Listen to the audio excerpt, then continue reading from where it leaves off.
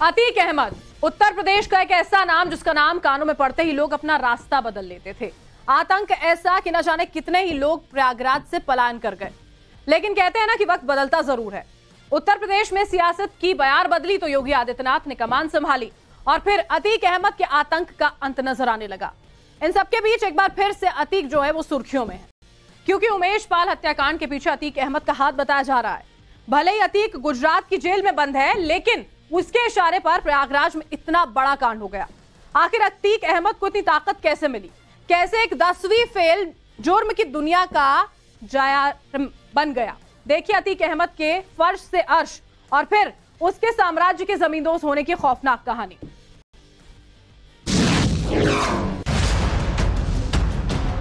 बम, बंदूक और सरेआम हत्याकांड।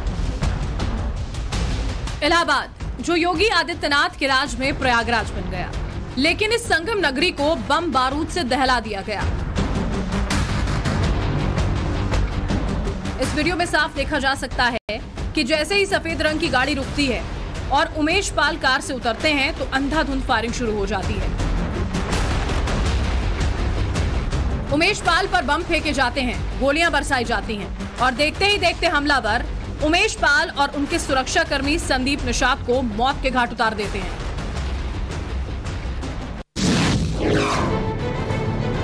एक शख्स दुकान पर खड़ा सामान ले रहा है। उसी वक्त एक सफेद रंग की गाड़ी आकर रुकती है। दुकान पर खड़ा ये शख्स एक आंख से सफेद कार को देख रहा है और उसके साथ ही वो दुकानदार से बात भी कर रहा है। तभी इस फ्रेम में एक शख्स पिस्टल के साथ आता है और अंधाधुंध फायरिंग शुरू कर देता है। दुकान में कैप लगाकर खड़ा ये शख्स भी पिस्टल निकालकर गोलियां दागना शुरू कर देता है और देखते ही देखते इलाके में भगदड़ मच जाती है, हड़कंप मच जाता है। अचानक हुई इस वारदात से दुकानदार बेहद घबरा गए और भागकर दुकान का शटर गिराने लगे, लेकिन तब तक ये दिल दहलाने वाली वारदात सीसीटीवी में कैद हो जाती है।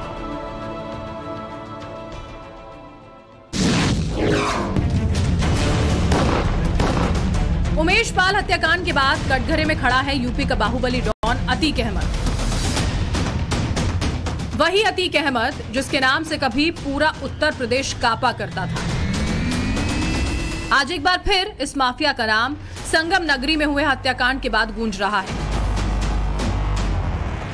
उमेश पाल हत्याकांड के पीछे अतीक अहमद का हाथ बताया जा रहा है, क्योंकि उमेश पाल अतीक अहमद के ताबूत में एक के बाद एक कील ठोक रहा था।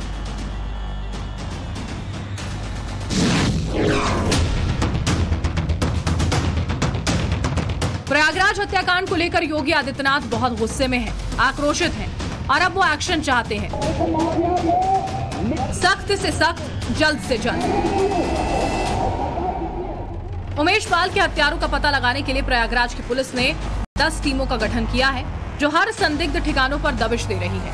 टीमें जगह जगह छापेमारी भी कर रही हैं। सीसीटीवी वीडियो क्लिप के जरिए अपराधियों की शिनाख्त कर उनकी तलाशी की जा रही है। वहीं बाहुबली अतीक अहमद का पूरा परिवार इस केस में नामजद कर लिया गया है। अतीक अहमद, उनकी पत्नी, बेटों और 9 अन्य साथियों के खिलाफ पुलिस ने केस भी दर्ज कर लिया है।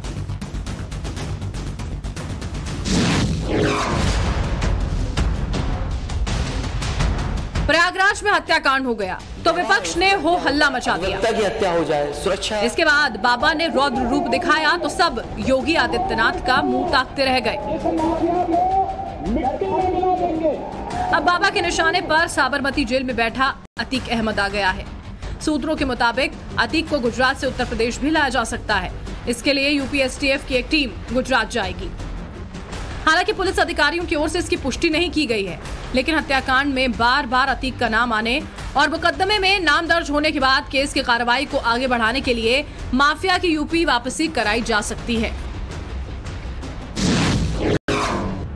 आखिर क्यों उमेश पाल हत्याकांड से अतीक अहमद का नाम जोड़ा जा रहा है? इसके पीछे लंबी कहानी है, क्योंकि प्रयागराज के लोगों को इस हत्याकांड के बाद साल 2005 का वो दौर भी जरूर याद आया होगा, जब बीएसपी विधायक राजू पाल की अतीक अहमद के गुर्गों ने खुलेआम हत्या कर दी थी। 25 जनवरी 2005 को दिन दहाड़े राजू पाल की हत्या से पूरे प्रदेश में सनसनी फैल गई थी। बसपा विधायक राजू पाल दोपहर 3 बजे के करीब क्वालिस गाड़ी से कहीं जा रहे थे, तभी अज्ञात बदमाशों ने उनकी गाड़ी के सामने आकर अंधाधुंध फायरिंग कर दी। मीडिया रिपोर्ट्स के मुताबिक गाड़ी चला रहे राजू पाल के साथ वाली सीट पर उनकी पत्नी रुखसाना बैठी हुई थी। गाड़ी में संदीप यादव और देवीलाल भी बैठे हुए थे। सामने से आई गाड़ी में सवार बदमाशों ने तब तक राजू पाल पर गोलियां चलाई जब तक वो बेसुध होकर सीट पर गिर नहीं गए। रंजिश से लेकर जान लेने के इस खेल की वजह पर नजर डालें तो अतीक अहमद और उमेश पाल के बीच अदावत राजू पाल हत्याकांड के बाद शुरू हुई, क्योंकि राजू पाल हत्याकांड में उमेश पाल मुख्य गवाह बने थे। राजू पाल की हत्या के बाद उनकी पत्नी पूजा पाल ने तत्कालीन सांसद अतीक अहमद, अशरफ, फरहान, आबिद, रंजीत पाल और गुफरान समेत 9 लोगों के खिलाफ मुकदमा लिखवाया था। इसी मुकदमे में राजू पाल के बचपन के दोस्त और रिश्तेदार उमेश पाल मुख्य गवाह बनने को तैयार हुए थे। बसपा विधायक राजू पाल की हत्या के बाद उमेश पाल को अतीक गिरोह ने अपना सबसे बड़ा दुश्मन मान लिया। अतीक गिरोह लगातार उमेश को धमकाता रहा, डराता रहा, लेकिन वो पीछे नहीं हटे और इसकी कीमत उन्हें जान देकर चुकानी पड़ी। प्रयागराज में सनसनीखेज हत्याकांड को अंजाम दिया गया है। विपक्षी दलों ने हंगामा शुरू कर दिया। समाजवादी पार्टी के राष्ट्रीय अध्यक्ष अखिलेश यादव ने योगी सरकार को सीधा टारगेट किया और इस भयावह हत्याकांड पर जवाब मांगा। सदन में योगी आदित्यनाथ जवाब देने के लिए खड़े हुए और उन्होंने दो टूक कह दिया कि माफियाओं को मिट्टी में मिला देंगे।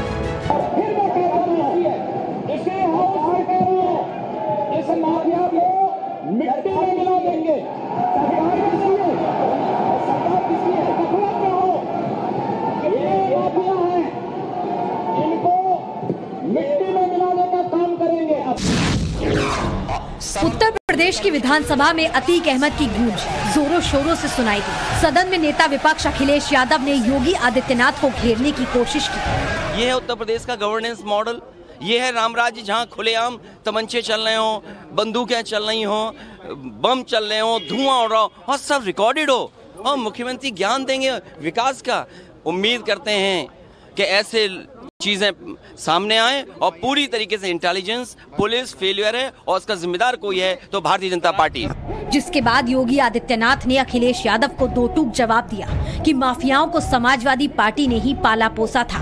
कि जिस अतीक अहमद के खिलाफ पीड़ित परिवारों ने मुकदमा दर्ज कराया उसके परिवार के खिलाफ, वो समाजवादी पार्टी के द्वारा पोषित माफिया है और उसकी कमर को तोड़ने का काम हमारी सरकार ने किया है।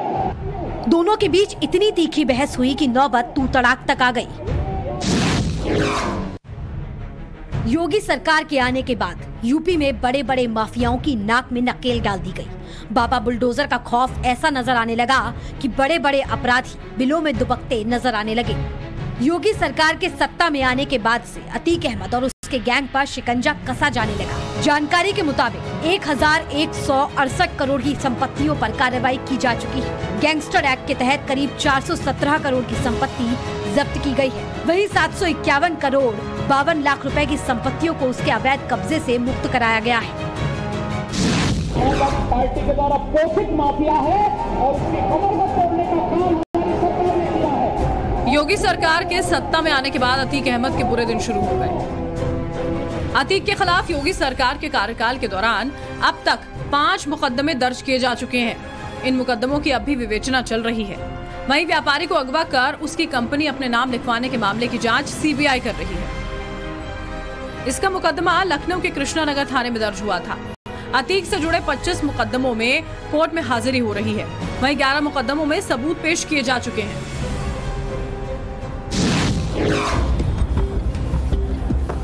बाप माफिया तो बेटा भी इनामी बादशाह था। अतीक अहमद के आतंक से एक वक्त पूरा पूर्वांचल थर-थर कांपता था और इसी अतीक अहमद के परिवार के लोगों के हौसले इतने बुलंद थे कि वो अपने सामने किसी को कुछ नहीं समझते थे। अतीक अहमद के छोटे बेटे अली अहमद उर्फ अली अतीक पर भी इनाम घोषित किया गया था। अली पर यूपी पुलिस ने 50,000 रुपए का इनाम घोषित किया था। दरअसल अली अहमद के खिलाफ उसी के रिश्तेदार जीशान ने ही 31 दिसंबर 2021 को करेली थाने में 5 करोड़ की रंगदारी मांगने, मारपीट करने और गाली गलौज करने का मुकदमा दर्ज करवाया था। अहमद पर आरोप है कि वो अपने साथियों के साथ जीशान के पास गया था। उसने गुजरात के अहमदाबाद के साबरमती जेल में बंद अपने पिता से जीशान की फोन पर बात कराई थी और जीशान के साथ मारपीट की थी।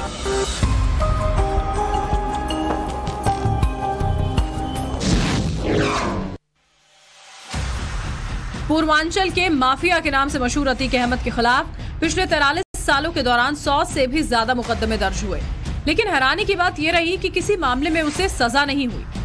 राजनीतिक संरक्षण और बाहुबल की वजह से हमेशा ही अतीक सजा पाने से बचता चला गया। अतीक पर आरोप है कि कभी गवाहों को डरा धमकाकर तो कभी उन्हें ठिकाने लगवाकर अपने अपराध की धमक और डर को उसने कायम रखा। 1979 में हत्या के मुकदमे के साथ अतीक अहमद ने अपराध की दुनिया में कदम रखा। इसके बाद उसके खिलाफ हत्या, डकैती, अवैध वसूली, अपहरण, जानलेवा हमला, गैंगस्टर, गुंडा एक्ट जैसे गंभीर आपराधिक मुकदमों की संख्या बढ़ती चली गई। डकैती के दौरान हत्या, SC/ST एक्ट, बलवा, अवैध वसूली, गैंगस्टर एक्ट समेत गंभीर धाराओं में दर्ज मुकदमे साल 2001, 2003 और 2004 में सरकार ने वापस ले लिए। इसके अलावा 14 मामलों में गवाहों के मुकरने या साक्ष्य नहीं मिलने के चलते अतीक अहमद को बरी कर दिया गया था।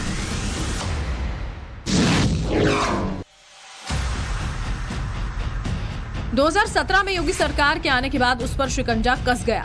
देवरिया जेल में बंद होने के बावजूद बाहर उसका आतंक खत्म नहीं हुआ था। उसके गैंग के सदस्य और बेटा बाहर पूरा वसूली का काम देखते थे। यूपी की राजनीति में कांग्रेस के पतन के बाद समाजवादी पार्टी का उभार हुआ और अतीक अहमद ने भी अपना पाला बदला। अतीक समाजवादी पार्टी के करीब हो गया। मायावती के साथ 1995 में लखनऊ में हुए चर्चित गेस्ट हाउस कांड में भी अतीक अहमद का नाम जोड़ा जाता रहा है। अगले साल यानी 1996 में वो सपा की टिकट पर इलाहाबाद पश्चिम से विधायक बना।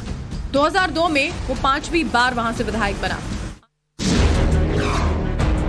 समाजवादी पार्टी में अतीक अहमद का कद बढ़ता जा रहा है और दूसरी तरफ समाजवादी पार्टी की छवि भी बिगड़ती जा रही है। जब मुलायम सिंह यादव ने विरासत के तौर पर अखिलेश यादव के हाथ में यूपी की कमान सौंपी तो अखिलेश यादव को देर सवेर ये बात समझ में भी आई। एक बार तो अखिलेश यादव अतीक अहमद से इतना नाराज हो गए कि उसे मंच से नीचे धकेल दिया। कहते हैं सियासत में कोई दुश्मन नहीं होता, कब दुश्मन दोस्त बन जाए कुछ कहना असंभव है। एक ऐसा वक्त था जब अतीक अहमद बीएसपी की आंखों की किरकिरी हुआ करते थे, लेकिन बदलते वक्त के साथ दुश्मनी का रंग भी फीका पड़ गया। हाल ही में साबरमती की जेल में बंद अतीक अहमद की पत्नी शाइस्ता परवीन ने बहुजन समाज पार्टी की सदस्यता ग्रहण कर ली। कार्यकर्ता सम्मेलन में बहुजन समाज पार्टी के पूर्व सांसद घनश्याम चंद खरवार ने शाइस्ता को बहुजन समाज पार्टी की सदस्यता दिलवाई। साल 1962 में एक तांगे वाले के परिवार में अतीक अहमद का जन्म हुआ था। अतीक के पिता इलाहाबाद की सड़कों पर तांगा चलाते थे और परिवार का पेट भरते थे। अतीक के बाद उसके भाई और बहन भी हुए। परिवार बढ़ने लगा और साथ ही बढ़ने लगी गरीबी। जैसे जैसे अतीक बड़ा होने लगा, घर की गरीबी उसके दिमाग पर बुरा असर डालने लगी। उसके पिता ने बच्चों को जैसे तैसे पढ़ाई के लिए स्कूल भेजा, लेकिन अतीक का मन तो कहीं और ही था। वो पढ़ाई से दूर भागने लगा क्योंकि अतीक को जल्द से जल्द अमीर बनना था। 10वीं क्लास में फेल होने के बाद उसने पढ़ाई छोड़ दी और गुंडागर्दी में लग गया। 1989 में अतीक अहमद ने निर्दलीय उम्मीदवार के रूप में इलाहाबाद से पहला चुनाव लड़ा। दूसरी तरफ अतीक का दुश्मन चांद बाबा भी चुनावी संग्राम में था, लेकिन जीत मिली अतीक अहमद को और फिर जीत के कुछ समय बाद ही चांद बाबा की सरे बाजार हत्या कर दी गई। आरोप अतीक अहमद पर थे, लेकिन इस सब के बावजूद अतीक अहमद की ताकत बढ़ती जा रही थी। अतीक अहमद ने पहले 3 बार तो निर्दलीय चुनाव लड़कर जीत हासिल करी। 1996 में समाजवादी पार्टी ने उसे टिकट दिया और अतीक अहमद समाजवादी पार्टी से विधायक बन गया। अतीक अहमद ने माफिया के काले धंधे, जो करोड़ों रुपए की जमीन हथियाई थी, उसे भी लगातार कुर्क किया जा रहा है। इलाहाबाद के अलावा राज्य के कई और इलाकों में भी अतीक अहमद की संपत्ति थी। उसके रिश्तेदारों के नाम पर भी कई प्रॉपर्टी को सरकार ने अपने कब्जे में लिया। कई अवैध इमारतों को गिराया भी गया। लेकिन सवाल ये है कि बावजूद इसके अतीक का आतंक कैसे जारी है और उसका कैसे इलाज होगा।